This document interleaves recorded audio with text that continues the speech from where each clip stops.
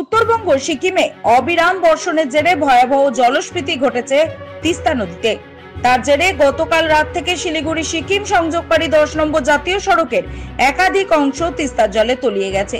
তিস্তা বাজার ছাড়াও 29 লাইন সংলগ্ন এলাকাতে জাতীয় সড়ক জলমগ্ন হয়ে পড়ে। ফলে শিলিগুড়ি থেকে সিকিম ও কালিম্পং এবং কালিম্পং সিকিম থেকে শিলিগুড়ির সরাসরি সড়ক যোগাযোগ সম্পূর্ণ বিচ্ছিন্ন হয়ে পড়েছে বলেই জানা গিয়েছে। গতকাল সকাল থেকেই উত্তর সিকিমে টানা ভারী বৃষ্টির কারণে তিস্তার জলস্ফীতি আশঙ্কাজনকভাবে বৃদ্ধি পায়।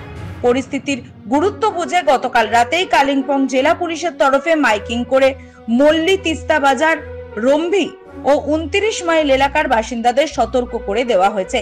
তিস্তার জলস্ফীতির কারণে 10 নম্বর জাতীয় সড়কে বহু ছোট ও বড় গাড়ি আটকে পড়েছে। যতক্ষণ না জলস্তর নামছে ততক্ষণ এই সমস্ত গাড়ি নিজের গন্তব্যস্থলে পৌঁছাতে পারবে না বলেই আশঙ্কা। তবে প্রশাসন সূত্রে জানা গেছে, ঘুরপথে লাভা ও সিকিম বা কালিম্পং যাওয়া সম্ভব, যদিও তা সময় সাপেক্ষ এবং যথেষ্ট ঝুঁকিপূর্ণ।